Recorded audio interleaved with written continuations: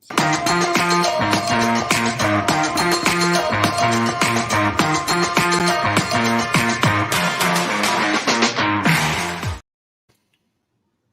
so unprepared for this show. It's exactly how you want to start off. Vote of confidence. Exactly. You guys are in for it tonight. I'll tell you that. Let's go. I'll tell you that. What's up, Matt? What you drinking? How long has that been in my fridge for? Literally, probably since we first started recording in your apartment post-pandemic. No, we've definitely gone through a little bit since then. All right. So not because I've replenished. That's right. You have replenished. Oh, I gotta get my. So hot up here, guys. So hot up It is. here. I don't know why anyone had context for that. Look at my shirt. You know who got this shirt for me? No, tell me. His name is Travis. He's an important member of the Patreon campaign. And you know what Travis also did? No. He got you 3 shirts. Where are your 3 shirts? Travis, I literally just handed those shirts to Matt. They're downstairs. I apologize. I was already wearing a shirt. I didn't come here shirtless, Perri. So I apologize for not knowing you had shirts for me. But I appreciate that, Travis. I gave you the heads up. You got some cool shirts, though. I still had to wear a shirt here. You're missing that part of it. I mean, realistically, you could have changed shirts. That's true. Till next time. But I got to represent Johnny Hungy. That's fair. Mr. John Silver of the AEW. I was going to say, who is that? But that's a cool shirt. He is a very macho, very meaty man. So he now goes by the Meat Man. The Meat Man? Johnny Hungy. Okay. It's fantastic. Yeah, this sounds very on brand for you. He's very fun. All right, what do we got here? What's up, guys? Happy Friday. Happy Friday to Al, to KJ, to Tommy. Hoshi's here. MK Songbird. Sam's here. Oh, look, I'm here. Matt apparently is on his way. I am coming. I wonder why we were late. But at this point, I feel like we're even with our lateness. Yeah. I mean, it's just impossible here. It's impossible to drive around LA. And also, like, doing it right after work is wonderful. But, like, I always get hit with, like, the last email. Just like, hey, can you do one more thing? And I'm like, no, but I have to. What's up, Ian? Because I'm a responsible worker. And Arturo. We do this every week, too, where we're like, why don't we do it the second after we finish working? Because I'm sure that's going to work out great. We just have to commit to, like, if we're driving somewhere 7 o'clock. Yeah. Things are crazy, guys, because Comic-Con is next week. And my brain is just absolute mush with the nonstop binge watching I've done. Matt, do you know how much I've just like totally mainlined Evil? Probably pretty. I knew somehow, where you were, so yeah. I'm somehow caught up, but I want to watch a couple screeners of that one before I do an interview there. But again, my God, that was a lot. It's very good. It's good. But Yeah, that was like, very good. It was a lot. Evil was very good. I just binged recently The Bear. The Bear was freaking good. I want to find time to watch The Bear. It's very anxious. It will have PTSD for people who have worked in restaurants and kitchens, but like it's still phenomenal. Like The Bear is so far one of my favorite shows. How long is each episode? 20 minutes. It's a real good 30 minute per episode. 2 different Evils. I watched Evil and he watched Resident Evil. Do you want to tell everyone what you think about Resident Evil? Yeah, I can do a quick little briefie. I liked Resident Evil. I was happy with it. It is nothing like the adaptations that are out there so far, but at the same time, like it's such a faithful adaptation by still doing something so insanely different. And the way that I'll kind of just like you'd say is like Anderson cornered the market on the action version of Resident Evil, and he took all the action elements, and that's his franchise. Welcome to Raccoon City, which came out last year, was the way more faithful. We're just going to take scenes from the actual video games and put them to screen. And I like both of them for their own reasons. And where Resident Evil, the show on Netflix is landing is being as kind of creative and free as Anderson's films, but also still adhering to like what the games mean. Like when it comes down to it, like the story they are telling is so inherently Resident Evil, where you're getting the action, you're getting the zero action. They call them zeros here, not zombies yet. And you are getting the puzzle element that is actually very prominent in Resident Evil that a lot of the adaptations forget, because who wants to see someone solve puzzles and stuff like that when there are zombies going around? But like that is Resident Evil, like doing the strategy and the sleuthing as much as like having to fight your way out of things. So it's really cornered the market and doing both of those very well. Fun new cast. Lance Reddick as Wesker is phenomenal. For those who know who Albert Wesker is, Lance Reddick is playing him. A+ across the board for that. Ensemble's just really strong, and I don't know. I just had a really good time knowing that this is some kind of new iteration of Resident Evil, and they're doing things that are their own, but they still connected it to the story, the history, and like the source of Resident Evil in ways that make me happy as well. So, bridge. Put a bridge there. It's good. Pretty good pitch there. I tried. You know what I started to think about though while you were saying that? Go ahead. Are you drinking the cider because I have no beer? No, you have beer. Oh, thank God. You I have felt beer. so bad. I was like, did I would- just force you into drinking something you didn't like? I actually like cider, Okay. number one. So I'm a fan of cider. Number two, I just wanted something like sweet and refreshing. Okay. Like literally, this is what I'm in the mood for at this very moment. So I felt so No, you're guilty good. for You're a good. You're minute. good. I'm like, shit, I really should have gone to I have so much supermarket shopping to do. That's what they all want to hear about right now. What's on my supermarket list? good Lord.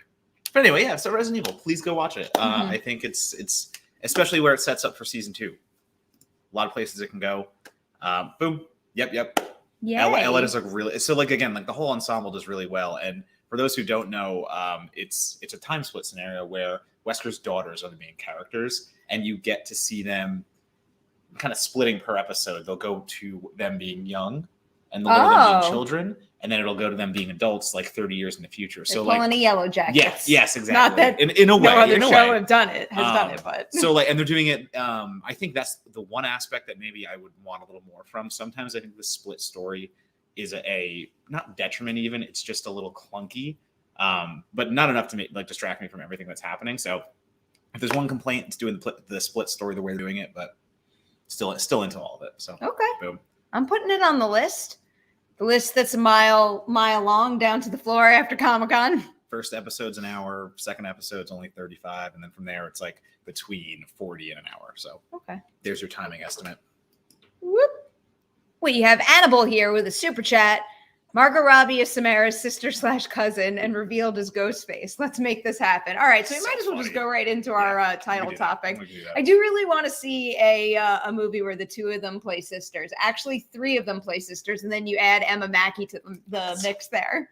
They all have like They a all bit have of a that, similar yeah. look. I Yeah, get yeah. a big kick out of it whenever I see someone post side by side photos. Yeah.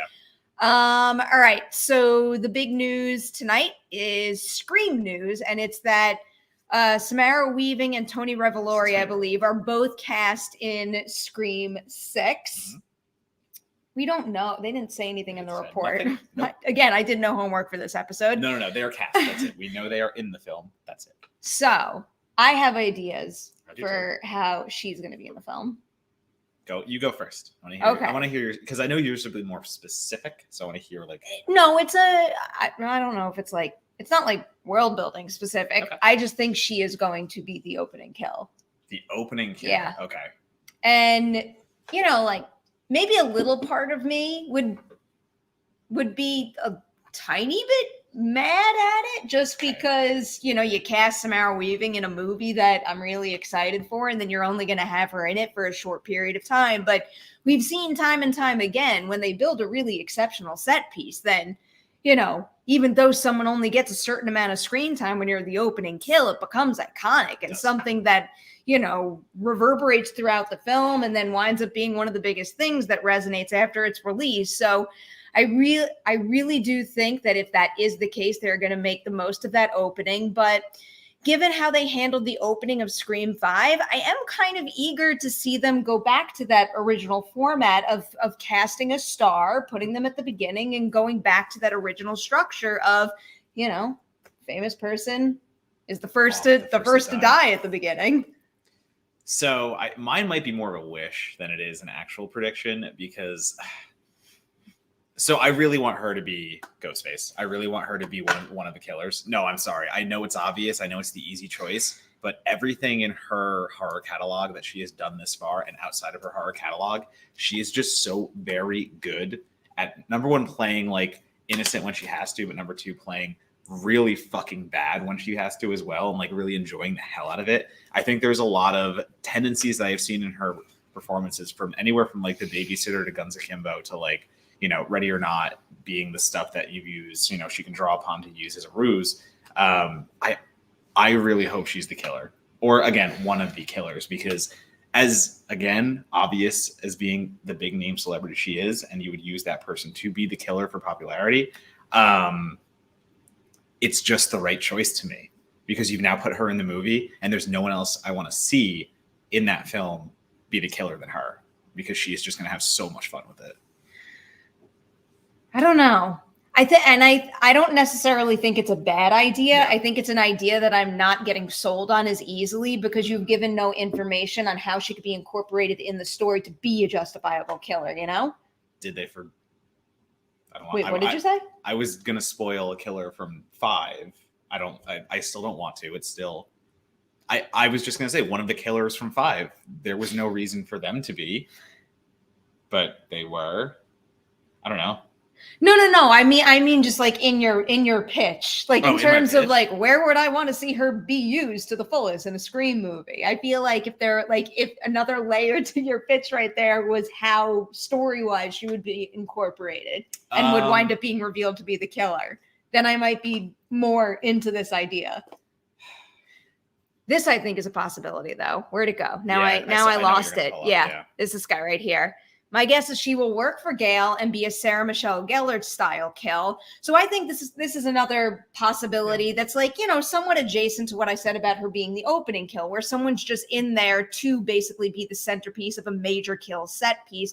But also this makes me think a whole lot of Alison Brie in Scream 4. Exactly. I was just going to say. And I think that I could see Samara Weaving playing a similar, you know, publicist or assistant type character and getting a really gnarly death scene. But the other thing that I've been thinking about is the fact that how long have they been in production for? Have they been filming for a little while? Is it a month? A little bit. I just wonder if maybe that could potentially give away how big her role is. I didn't think about that, and that is fair. It's because it's like if she is a major character that is significantly woven throughout the entire narrative, maybe she would have been cast earlier with that first group that was initially announced. And yeah, that's true. But I don't know. Anything's possible. And with production schedules, you could really pull just about anything off. What if Kirby's the opening kill and I can't stop shaking my head. I'm reading your comment and I'm already saying no. What if Kirby's the opening kill and Samara is the revenging sister? If anything, it's the opposite way around. There is, I will bet all of the monies that there is no way Kirby is the opening kill of this movie. Yeah, I think the filmmakers are way too aware of how much that character means to the fandom. I'm not saying that she can't die throughout the entire film, but I think they know that people would revolt if they made that huge big deal about bringing her back only for us to lose her within minutes of the film starting. A relative of Stu. I'd be into that. I'd actually be into that if that is how it gets her in the killer's chair. Like she's pissed about Vince's death or something? Possibly. And like just having some kind of connection to that. I was also thinking connecting to like, if we're going to stick with the last Scream and the motivations that brought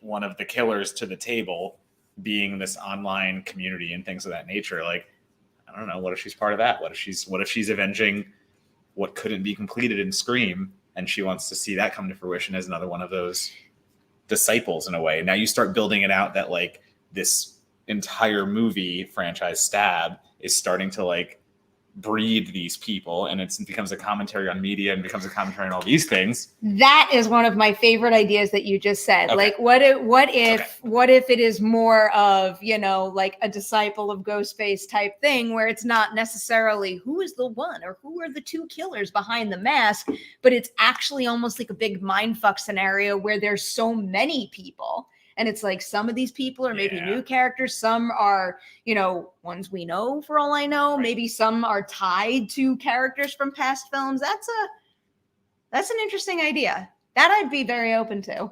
Because I just, you know, thinking about the finale of 5 and thinking about some of the things they're talking about and the things they're commenting on, they would want to carry some of those threads through, I would assume. And again, you don't open the door to this thing that like, this was some, you know, fandom community that kind of wanted to like, stick it to the so like now you have more people who might want to do that. Like that group is bigger. That can't just be those two people. So I do really there like, is something there. I love the idea of them thinking that they like close the door. And obviously this is a repetitive thing. Like, you think you killed the killers and now it's over. But I like the idea of that not being the case in this movie, but in a different way, where not only did they not close the door, but all those two did was inspire more, where they're like multiplying. I like that. So, and I'm again, not going to forget that now. Speaking about Samara Weaving and like what she does best and stuff like that, I think that's where she plays really well, because she can be that. See, this is the layer this is the layer I was talking about. If this is a possibility here, and it's more of a group of killers rather than a single one or two Ghostface, then I would see a world where she's part of a group of killers. Yep. So that's where that is where I'll hang my hat on, and that's where I want to see her come in as a killer. And I really do think that the best thing they can do with her in the film now is make her the killer. But it is a good point, though, what you said. If it's been filming long enough at this point, you're not going to cast your killer now, and you're not going to take care of that like when they've been filming, when they've done the scenes, unless they can. I don't know. Maybe they can. Who knows? Like production schedule wise, I mean, you never know. That's true. That's not like they shoot movies in order. So no, that is very fair. You can do anything in the order you want to. And they can purposely build a shooting schedule around someone's other, obligations if they needed to. True. There's just so much to do with that, though, and it's just such a cool casting addition. I think I'm not going down that route again. Why not? What do you mean? It's not alive. It's just not alive. You don't know that. Stu lives. Stu lives. Don't egg me on right now. Dude, we will wait and see. We've made our bet already. Mm-hmm. If Stu lives, you gotta eat a spider. What the fuck? No, you don't. But it's a thing. It's on video. It's on video. I feel like you just recreated the problem we had in that moment, where you just very broadly, without any of the specifics we discussed, said that's in the video. Your bet is still live. I know it's in the video. With all of the stipulations that you have. Yeah, I had a lot of stipulations that I think are just going to make me right no matter what. So I win. We already know it. What else were we talking about? We can just talk about Scream the whole time. Who cares? I'll talk about Scream the whole time. We didn't talk about who Tony Revolori could be playing. That is so. I don't think that is one person who I don't think will have a prominent role. I think he's very funny casting. I think putting Tony Revolori in is very funny. And I was kind of joking with somebody that to me he seems like the goofball edition villain, where he might be hapless and not really good at it, and he somehow gets killed as a bumbling Ghostface. Okay. That for some reason he gives me that vibe. He gives me the vibe that he's not going to be a very competent character, and he's going to be to me it'd be funny if he was a Ghostface trying to do it and he fails halfway through and they think it's over, but it ain't over yet. You've made me so open-minded to all the possibilities by introducing the cult of Ghostface idea. Ghostface. I guess that could make sense. Hoshi had said something that piqued my interest. If she's the opening kill, it has to be big Broadway. It's what if the two of them though are Broadway stars, and they're that's the other thing. And I know my mind only went this route because they were announced together, but it's are they dating like Cotton and his girlfriend at the beginning of 3, and that's why they'll die in the opening together? Could they just be Broadway performers and it happens on stage instead of on screen this time? Or the Phantom of the Ghostface of the opera. I mean, but for all we know really, for all we know, that'll be the next stage of the Stab movie franchise. I mean, how many times in reality have we seen that happen, where you bring movies to stage and it literally could be a play on the Phantom of the Opera design? Is there any validity to this? What? No, that's why I didn't click on it. Okay. I was asking you. Well, now we should put it back up so we can address, but I'll even do a super quick search.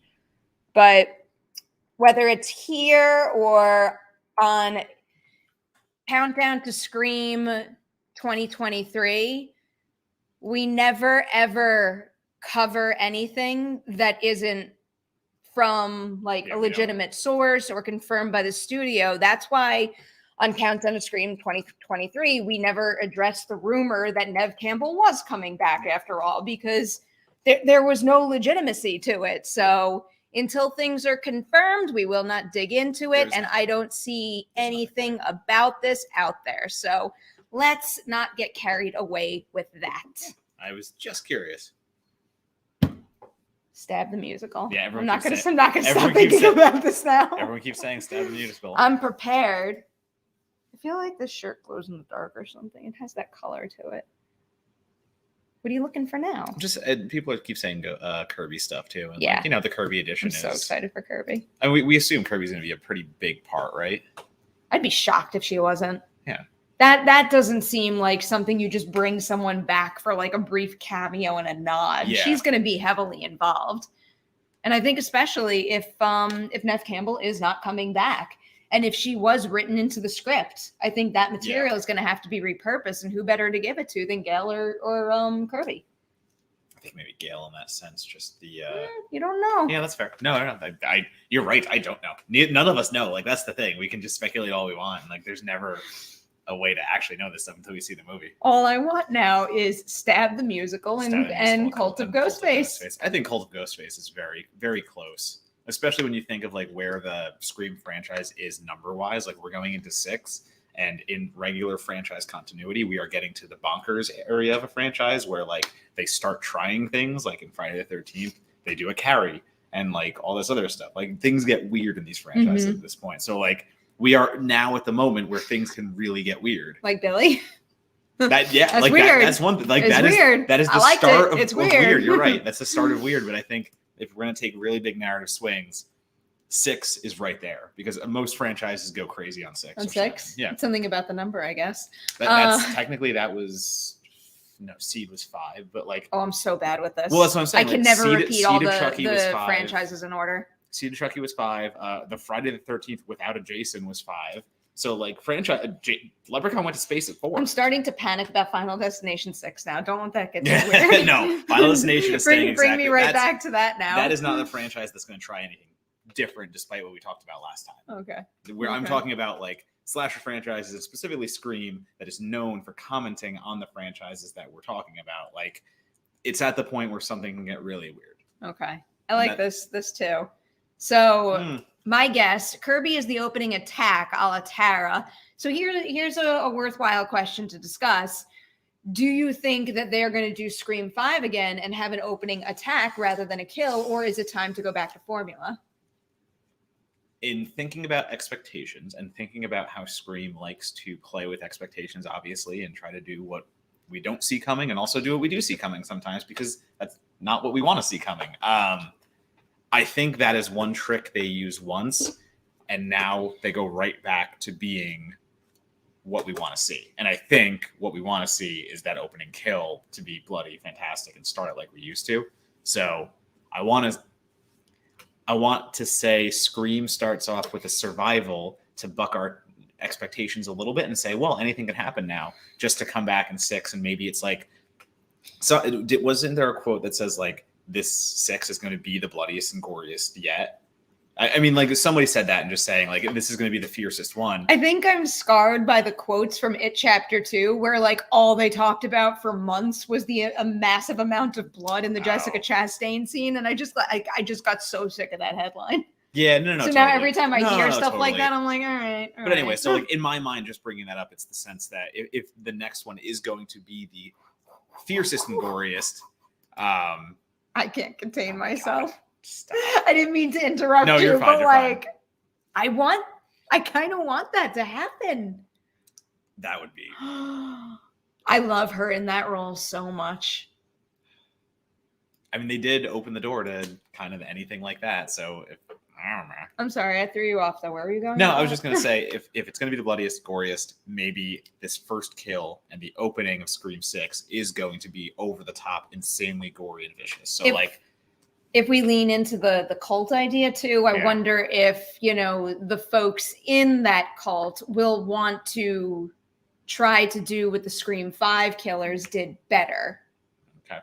And so it might be like over the top, brutal, vicious to make sure that the opening victim is dead. So I answering your question, I think we're going dead. I think we're going back to opening with the dead. They had their fun elsewhere. Like 4 was obviously the drawn out comical one. Can't believe we're still dancing around spoilers for 5.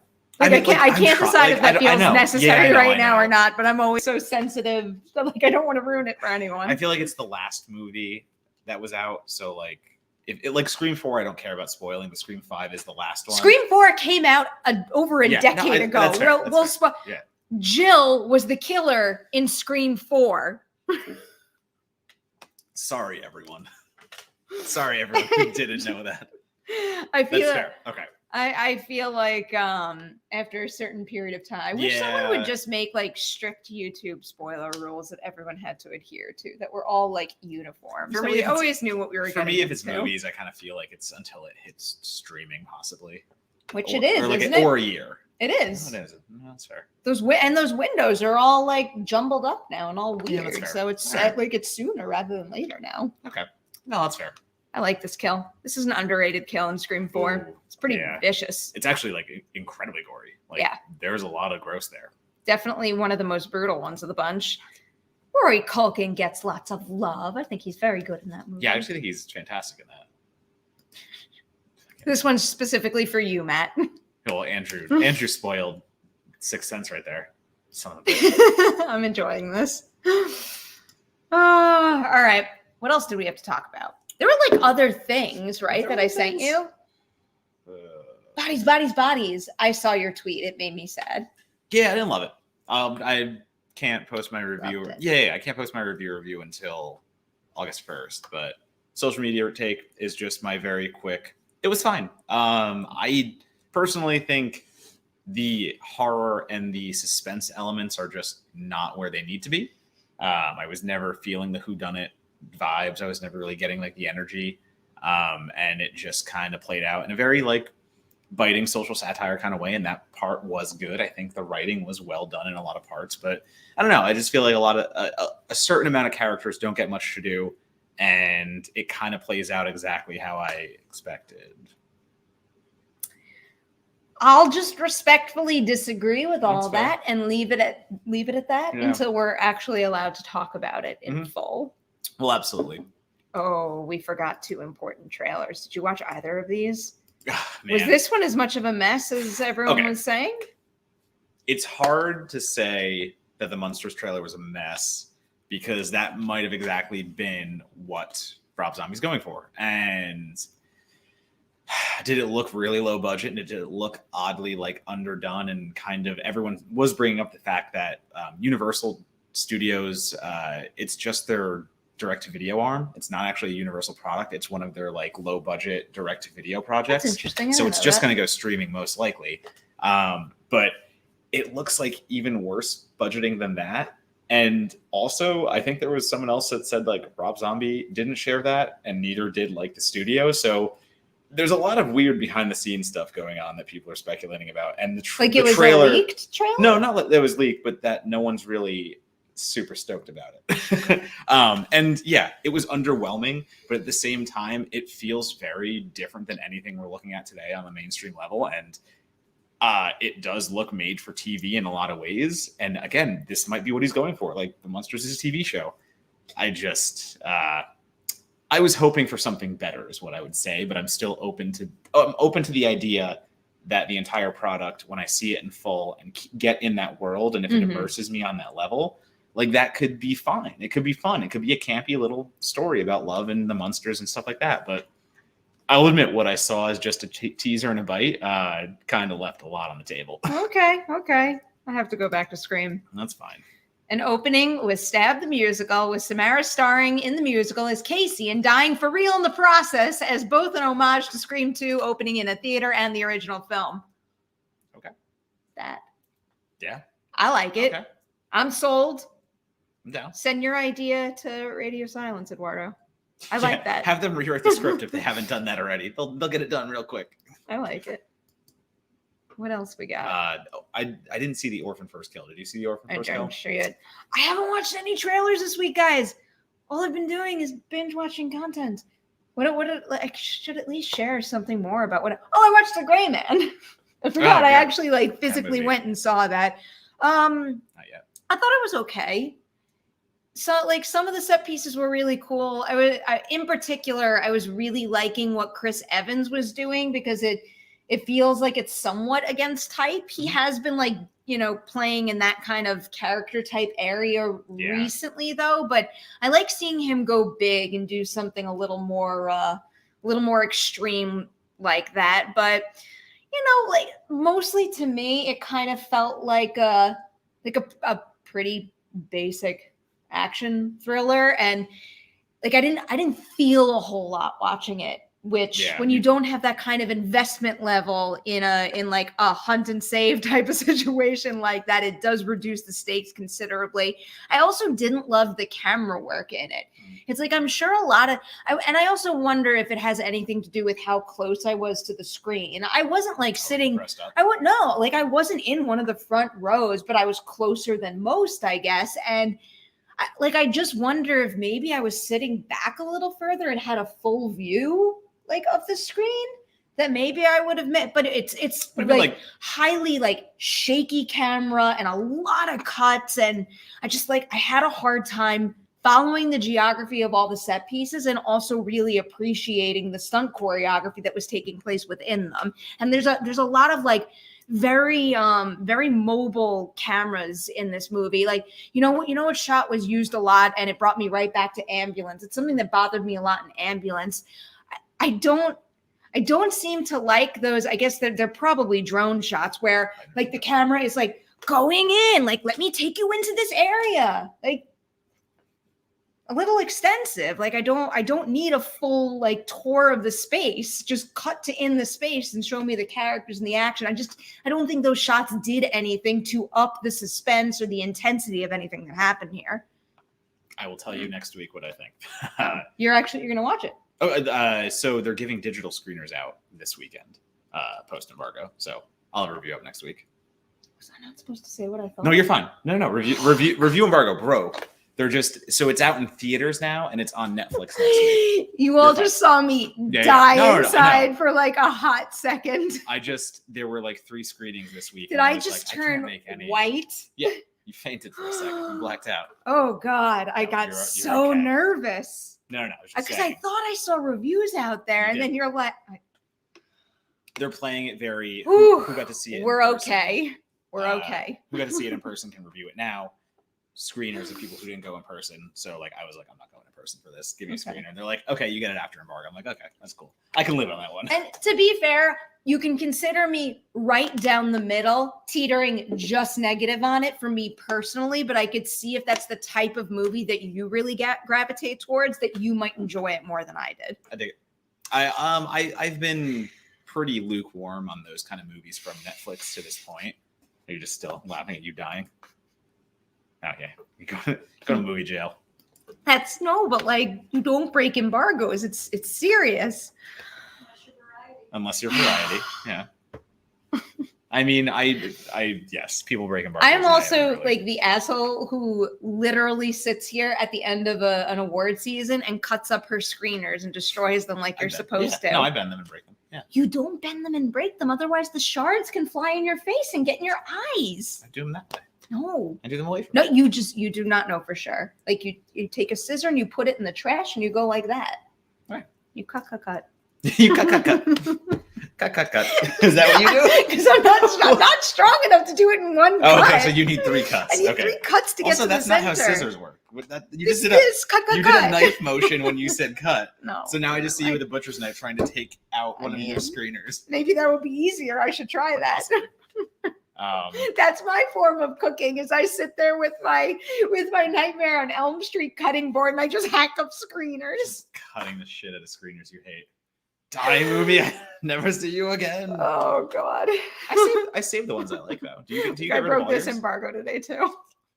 You suck. What'd you say? Do you keep the screeners you like though? Yes. Okay. I do. I do. I have a couple like I'll keep the ones that I like the art that they came in intact, but then I also have a couple binders down there that are, organized and that way to, save space. But there's like a considerable amount of DVDs we get at the end of every year, and it's just like the pile at the fucking can't watch them all, and I never will watch them all. So I have to be realistic about what I'm going to keep, and it is our responsibility to destroy them and adhere to the safety rules. Yeah. I'm just looking at what else we should talk about. Oh, the Boys spinoff, Gen V. We can. I mean, we what do we know about that? That it's just called Gen V now. We know right? it's titled. The cast was announced already, so like that's nothing new. Yeah. But we know it's titled Gen V, and we know that it will. I think they confirmed it will interconnect a little bit with the story that is going on right now in The Boys. So like everything we've seen to this point is playing implications. I think they specifically said the election and things like that will play a bigger part in The Boys, but like, in Gen V, which is, you know, it's fun for me because the way they described it fulfills a little bit of what the comics do.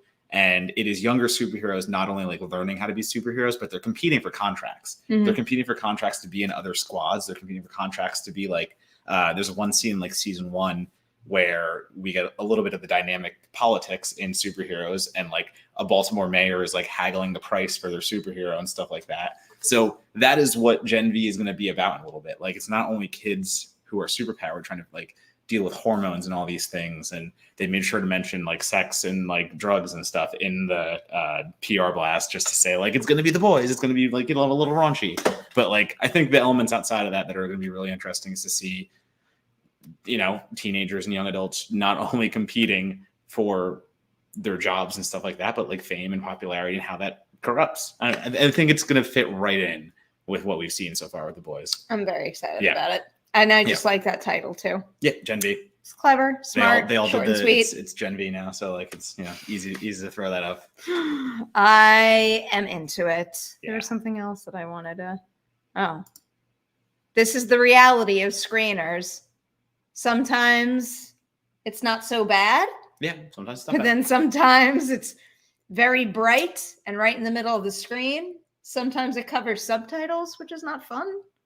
It is, but it is what it is. I'm trying to think the worst I ever saw, and I won't name the movie, but I had it was a watermark of the company in the bottom left. My entire email covered the middle from wall to wall on my screen. Yeesh. So it went big enough to cover the entirety of the screen, and it's my name. And then the bottom right, it's the name of the movie. So literally I'm watching something for review Covered and in I text. can't see half the things that are going on. And I'm just like, I have to review your movie based on the copy you have sent me. So like, I'm trying to think if I haven't had very many bad experiences like that recently. I've had them in the past. The one that used to bother me a lot was when your name would move from corner to corner, because it's like maybe screensaver. Like maybe they're doing that to like try to make it less noticeable, but it makes it more noticeable when it's constantly like disappearing. And we want to show you this part of the screen on this part and this part of the screen on this part. I don't know. I don't like that. My favorite thing, which a lot of them do now, is when the image does not fill the full screen and you wind up with the black bars. You wind up with, you know, your name or embargo information in the black bars. And that's really easy to tune out. And it's also helpful to have. So. And that was your 2 minutes into the life of a critic. Yeah.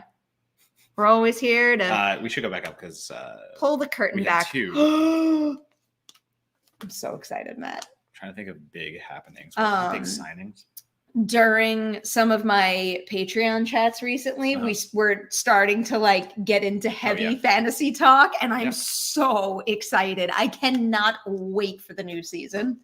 I have been watching, so like when I go to the gym, I always turn on NFL Live. It just happens to be on whenever like the time I go. So I've been doing a lot of prep work of like getting a lot of analysis on who the best. What are you trying to intimidate me? No, not at all. I'm just saying kidding. I've been doing my homework. Like it's been really cool to like see the way that dynamics have shifted, and like Devontae Adams going to Las Vegas and like how much better that team gets just by adding him and all the parts around him. So like.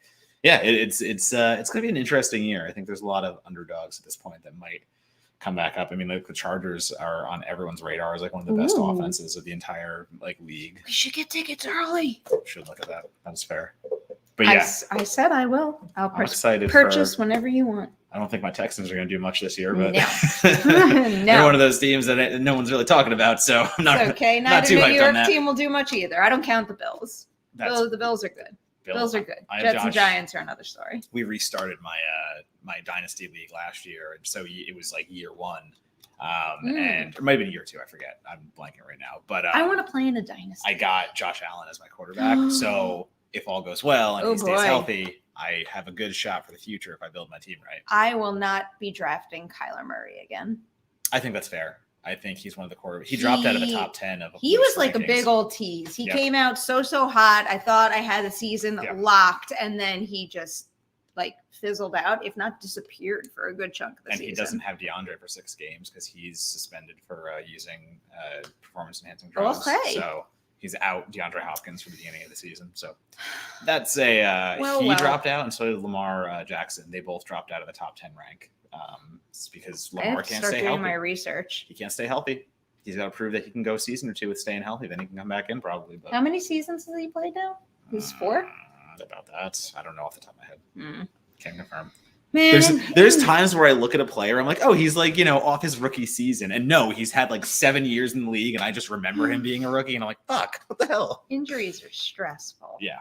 They make me sad for the person and sad for my fantasy Yeah, team. Lamar But one thing is Jackson- more important than the other. Yeah. Poltergeist Steve. I like that.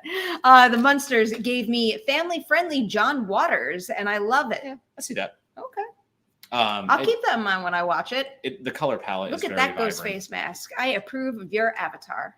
Yeah, the color palette's vibrant, and it's definitely just an obscure love story they're trying to tease here. So, oh yeah, I brought it up. Look how good Mobile Collider looks.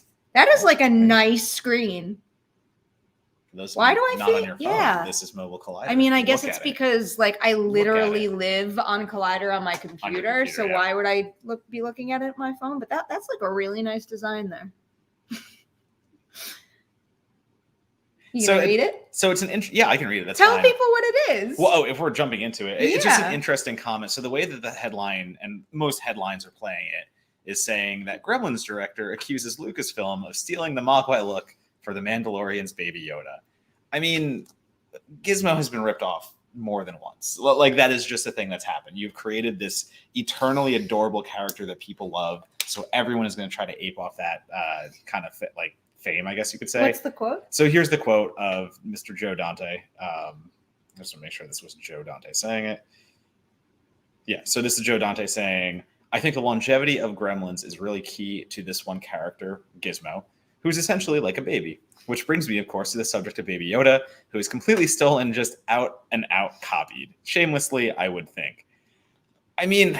Whenever I think of Gizmo now, I think about What We Do in the Shadows. But I still love that Gizmo too. Like, it's hard to say that. Exactly like Baby Yoda. Yeah, that's what I was just going to say. Like, Baby Yoda is mirrored after Yoda, obviously. And sorry, Grogu. We should say Grogu. We should... His name... Baby Yoda. His name. That's all more right, fine, respectful. okay. Baby Yoda is literally Baby Yoda. So to say that like, oh, we're copying Gremlins when Yoda already looks like Gizmo, and like actually like Yoda came first, right? Like, am I correct in saying that? If the chat's correct. Okay, yeah, like literally, like Yes, Yoda came first. yes. So like Yoda came first. I love Joe Dante. I adore his work dearly, and I will defend Gizmo to the death. And Gremlins is one of my favorite movies, but. Like we can't be saying that there's copycattery going on here. And it's also the fact that like Baby Yoda looks like a little Yoda. Yeah, exactly. Like it is. What are we gonna do blatant, with that? It is clear. There is no way. I mean, they're both adorable, and they can be because those characters are trying to be adorable. But I love you, Mr. Dante. Maybe no. Maybe big no on that quote. Should we keep going back to Scream? Subway Chase scene. That'd be fun. I'd be fine with the subway chase scene. That goes back to what I was saying, how I really like the idea of Scream in a metropolitan area, in a really built up city, because I want something chaotic and bustling, and like Ghostface is able to navigate crowds and like stalk people and chase people. And it's just like angry New Yorkers not giving a shit. I like the idea of someone running from Ghostface and getting trapped in the same subway car late at night. That too. Yeah. Like that kind of is, I mean, it goes back to what I was saying. Like, what if Ghostface attacks you in an apartment building and you're on a floor and you can only like run down the stairs or get the elevator and you're like stuck in a confined space. And with the him. elevator's out because some's moving in and you can't. That's like a very realistic straight thing up. too. I would think believe it if is- that happened. There's a lot you can play with, and again, us living in New York so long, and just the things that Yes. we can, like think about. So all the many reasons things. That, you're just walking around New York sometimes at like 3 a.m, just like prime stalking hours, I guess I would say. I guess. You know what I was thinking about the other night when I was binging Evil? There's a part in the movie where I was sure that like a certain house that they were showing where something spooky happened was right near your old apartment. So Greenpoint gets filmed all the time. I bet you anything. Yeah. This one house, it's a like I can give away your address now. Nobody lives there. It's the episode where they use Google Earth and like the street view. Okay. And like they show it on a map, and I'm like, are they going to Matt's old apartment? Like when they zoomed in on the area. So I was very excited. For by some it. reason, Netflix really liked filming where I lived in Brooklyn because I saw Lobster Joint and Kimmy Schmidt. Masters of None filmed a whole bar scene at a bar right down the street from me. Broad City got filmed right outside my apartment, which isn't Netflix, but like Broad City, like they use my apartment building alleyway to like run into at one point. Cool. So like it's just very funny like to watch these things and be like, you filmed right there. And it actually Kimmy Schmidt was a lot for some reason. Like Titus, for some reason, he's always walking down the main street I used to live on in Brooklyn, and it just there. That's kind of cool. It was cool, yeah. I like that. Can I use your phone to read this story? Yeah, I'm sure. Because this kind of like continues what we were talking about last week. So in addition to Patricia Allison, we also have Tanya Reynolds not returning to Sex Education season 4, and it makes me incredibly sad. There's also another person too. There's 3 people gone.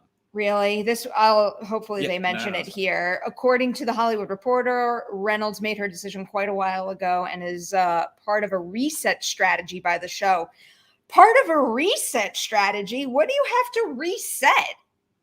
That's confusing. I don't like that statement. I'm going to go to the source article really quick just before I call them out, just in case that's not necessarily how it was phrased. Tanya Reynolds, who blah, blah, blah, blah, blah. The decision, which sources say was made months ago, comes as part of a creative reset. Fuck. I mean, like, Damn. That's so disappointing. Here's the quote she gave. It's just the natural progression of these shows. When you have such big ensemble casts and so many characters, I think you have to let a few older characters go to make way for the new. Their story was not complete. That's not making way for new characters. Man, and those 2 were some of my favorite. I know who you're talking about. The other one who's not returning. It's the one who's in Bridgerton. Yeah, everyone just said that's Simone Ashley. Man, that's so disappointing. I loved the 2 of them. I've loved how they've grown thus far in the show, but I definitely think where season 3 ended, there was so much more to explore in their relationship. I am hugely disappointed, and I don't understand what this reset is and why it's even happening. Season 3 was so good. What a I mean, huge disappointment. Hopefully they have reasons for doing that. I mean, I don't watch a show, so I can't help but to keep reading into that idea of a reset, a pivot, creative changes, and like doing maybe what I shouldn't do and reading too far into it and having my mind spin out of control. But like they're a big part of the show, and they're such like, I don't know. I really do think that every single character on that show makes a huge impression because they're all highly unique, really exciting individuals to watch grow. But the 2 of them are just like they have such like electric personalities, and they're so unique. And I just like, I don't know, breaks my heart that they're not coming back. I mean, that could be many reasons for a reset too. Like it could be creative, just sometimes you just want to play with new toys, and like you've played with characters enough, and you think I'm just trying to think that way of putting it. I don't know. I'm sad about that. I'm sorry. It's okay. Hopefully it'll be okay. Hopefully the show will be good still, and they'll move on to bigger and better things. That's me reaching for silver linings while I'm really sad.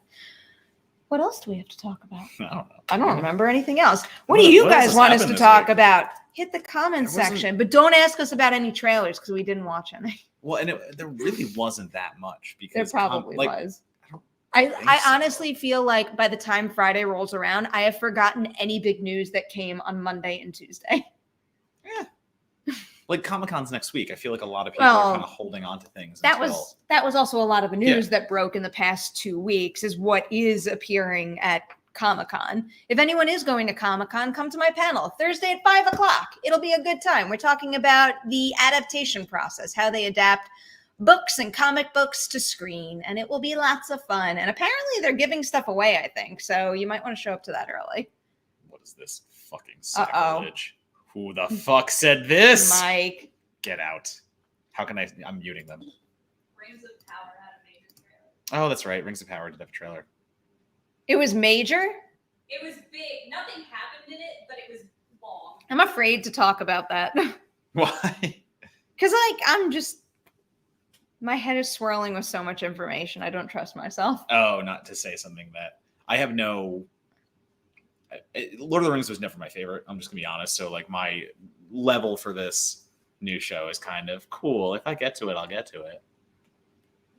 I wish this trailer was here.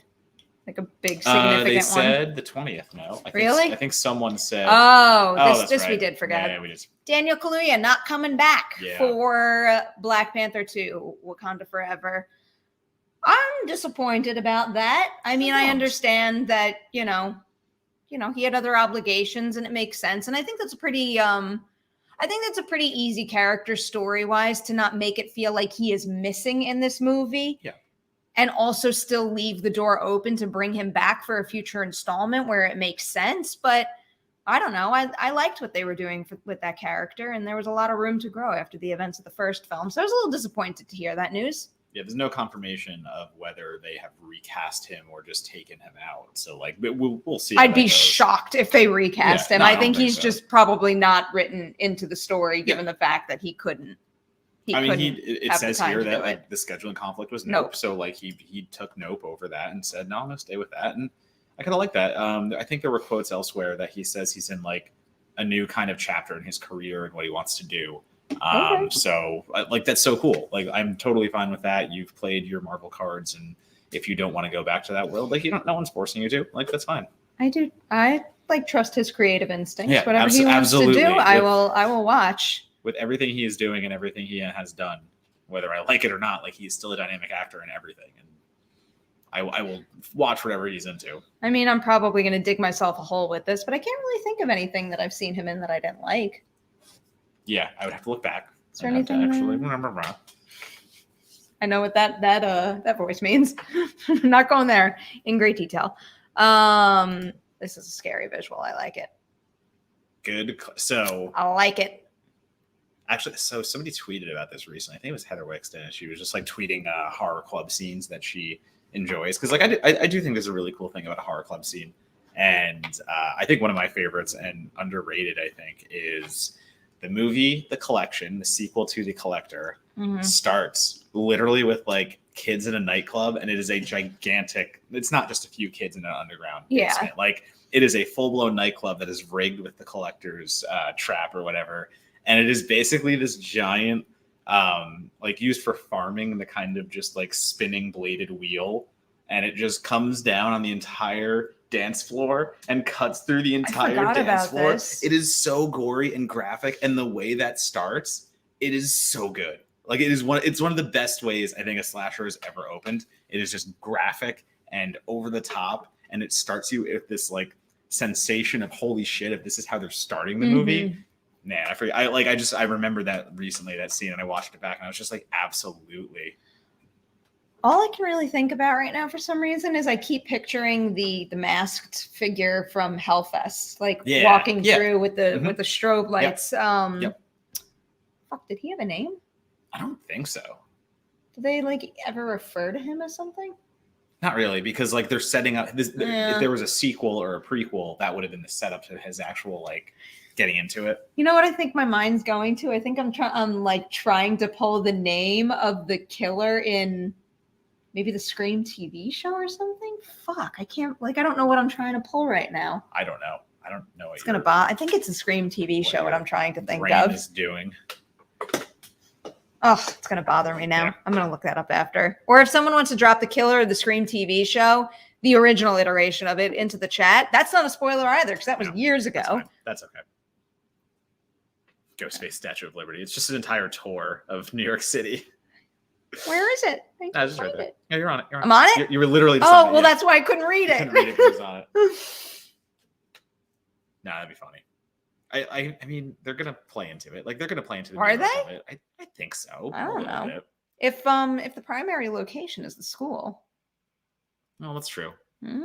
I don't know. But like we all know schools in New York, it's like they're not like campuses technically. It's just New York City. I liked the first 2 seasons. I thought they did a good job converting a naysayer because I was so angry when they revealed that first mask. Yeah. And I was ready to write off the series altogether. But those characters grew on me, and I thought they did some great things on that show. And then, for no good reason whatsoever, they reset that show, and I didn't even bother watching those new episodes. Well, that's fair. Resets of good shows. Did you ever see Terrifier? No. It's an interesting little flick. I'm curious to see what they do with the sequel. So Terrifier is just a low budget slasher that puts all its money in kills. It really doesn't have much of a story. It's just a crazy clown murdering people, and it has its good and it has its bad. It's streaming on Bloody Disgusting's new streaming network, Screambox, and they're doing like a big push to try to get like new content and get people over there, which is like it's just everyone's trying to do their own streaming service, and I respect it so much, but at the same time, like we're just dividing so many movies different places. Yeah. And it's so hard. I have a question for the crowd. Yeah. Does anybody have Paramount Plus? And is the app glitchy for you? Let me know in the comments before I get angry at them. New shark movies. I will be reviewing The Reef 2 that comes out at the end of the month. There's a new Reef movie? Shudder. I want to It'll be watch on that. Shudder at the end of the month. And, do you have a screener? Can I come over and watch it? I have a screener. I I do. want to watch that movie. And then there's one called Maneater that was just announced that comes out in August, starring like Trace Adkins and Shane West and all these like it's a hilarious cast of people that I feel like I'm aware of that one. So those are the 2 new ones. Sharkbait was the recent one, just people on a jet ski against a shark. It wasn't great. Shark movies just I don't know. They need to be bigger deals. They need to have the right budget. Like I feel like these indie shark movies are trying to cut corners in ways with CGI sharks, and you just can't do it. It just doesn't have the same feel. These are answers to my question, right? Yeah, I would assume so. Yeah. So I'm like, yeah, I'm extremely frustrated with this. Bunch of people, I didn't want to like call them out if it's something that wasn't like fully accurate, but the problem that I keep encountering specifically is when I download episodes of a show to take with me on the go, and what either happens is mid-watch, the picture glitches and like pixelates, and then when it comes back to normal, then the audio is out of sync. But then I can go back and enter back in and it resyncs. But the other problem, and the worst problem, especially if you download half a season of a show to take on a long flight, is that sometimes I'll get a fatal error message when I try to queue up that episode. And it's like, what am I going to do? Watch nothing on a 6-hour flight? No, I'm going to move on to the next episode that functions. And I just watched half a season of a TV show, jumping like out of order from episode. I was so mad. I was so mad. That felt good to vent about that. Glad you're good. Yeah, I'm okay. Do we dare want to tackle? Do you think?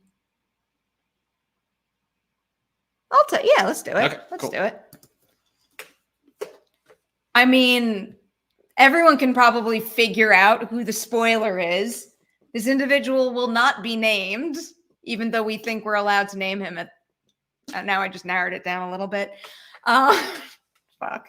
I mean, whatever. Is Gale going to die in Scream 6? I say no. No, absolutely not. No. I think it makes it way less likely because of the death in Scream 5 that is redacted, that we are not saying. But it is obviously impactful to her character. And if they do it, it will be an ultimate gut punch. Like, if they do it, I think that's... They're not going to do it.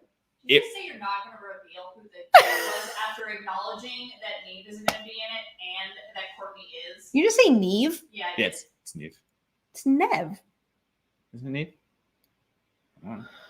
We're circling back to your avoidance of the spoiler. I'm sweating. You've already spoiled. Yeah, that's fine. Gale Weathers is not going to die in Scream 6. I feel like they took a very big swing, and I think they did it well in the last movie, but there are certain things that I don't think they're going to start daring to retread or pushing things in that kind of way. So my bet would be that she does not die. Scream is all about breaking the rules. Scream is all about breaking the rules and doing different things with every single installment, though. It is. That would be pretty damn different. To just start killing off all the original characters? No, to follow. Wait, what? I mean, so hard. If we're not getting into it, I can't say why. Move your hand. This is how we'll end the show. All right. Now I feel better about it. So there it is. I don't think we needed this, honestly. But if you have not seen the movie, this is it. I am going to say a big old spoiler in 5, 4, 3, 2, 1. I don't even want to say it because it makes me sad. Dewey does not make it through the movie. Yeah, Dewey dies. We knew that. Yep.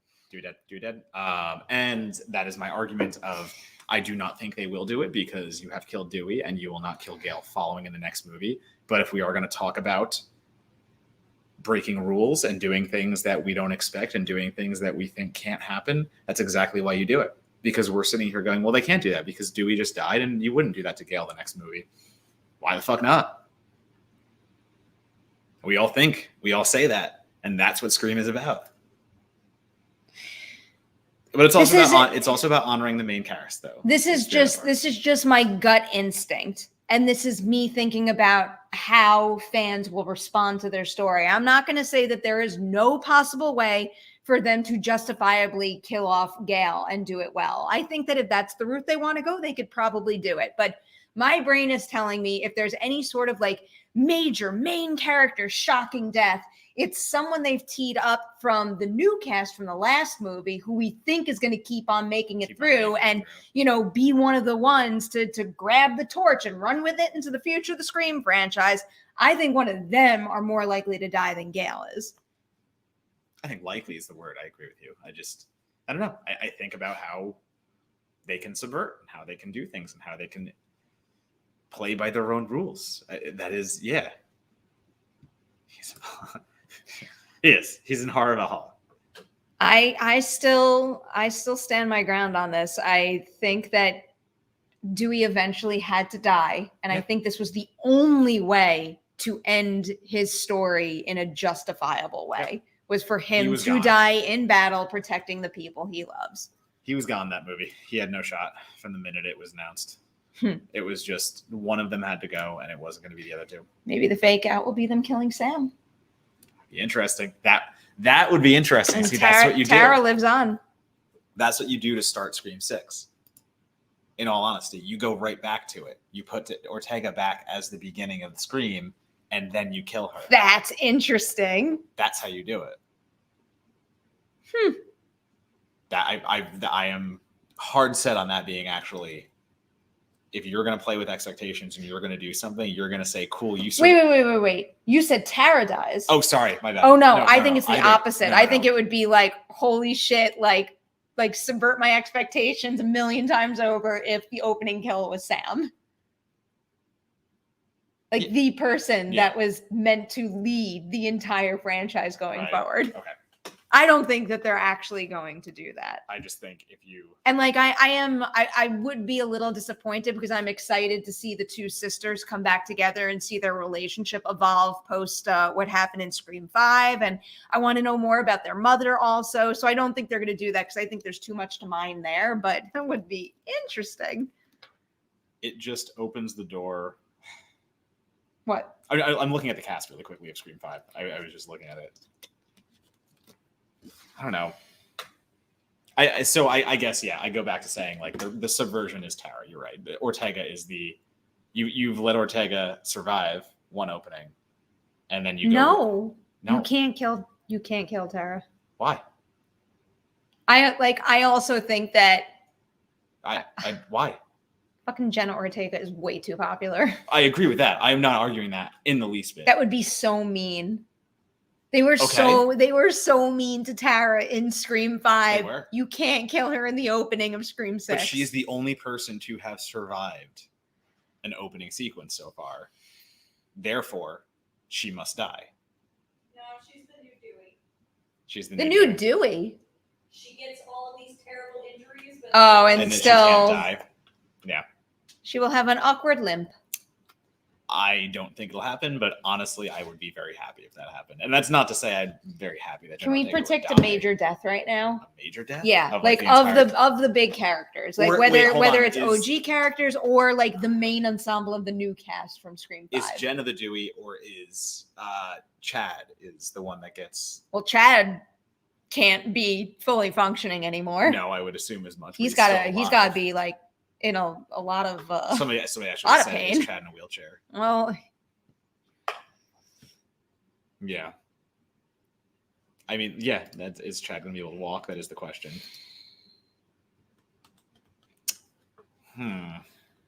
I mean, none of us know anything. Like, we're just literally spitballing here and talking about what we think would actually be fun and cool. let's roll call here. Sam, Yeah, Tara, yeah, Mindy, right. Chad. Chad. That's the 4 that make it out alive in Scream 5. Then on the OG side, we have Kirby, Gale. One of them, we can't just have the new characters die, so one of them has to die, right? Yes. I agree with. So I've just seen 2 arguments to say Mindy dies, Mindy survives, and I think Mindy is the one that got huge praise. Yeah, don't kill from Mindy. Scream 5, and I think that means it's probably Chad if we're gonna have to pick somebody. But then, Chad barely survived. and that's I guess that's the cruelty of it too. Like, it's the thing of, if Ortega is the new Dewey, then you have 2 people who are technically in contention for the new Dewey kind of camp of they keep getting injured and surviving, and one of them can't. So now I think I'm labeling Mindy the new Randy, Yes, which would put absolutely. her on a path to die To in die. the second film. That is true as well. No. Yeah, Mindy See, or but Chad makes- this is the thing. Everyone's like, it's Mindy or Chad. It's Mindy or Chad. Then they're not going to Jenna make it Mindy Ortega. or Chad. No. Jenna Ortega. Stop it. as the opening kill of Scream Stop 6, she it. does not survive. No. I have a question. Yeah. What? When are we eating? Soon. All right. We'll wind this down. All right, pick one, and I'll pick one. I think Sam's going to die. I'm actually gonna put my money on Ortega. I'm gonna do it. Fuck. I think both Meeks Martins survive, Okay.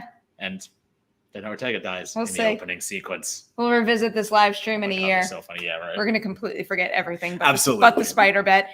All right, guys. I probably would have told you to that anyway. We're I hope you don't. I'm gonna be right anyway. I'm not doubting myself. I don't know, me. Plug something. At Donata Twitter box, letterbox, Instagram box, Twitter box, Twitter letterbox, box. Instagram box. But yeah, socials. Just follow me, and I will tweet about everything I do. And yeah, I don't know. Cool. Go watch Ladies Night. The brand new episode is with Jenny Slate, who is super cool and had a lot of interesting stories to share. And Marcel, the shell with shoes on, is wonderful. Go watch the movie. Go watch Ladies Night. We're out of here. That's it. We're gone. Goodbye, everyone.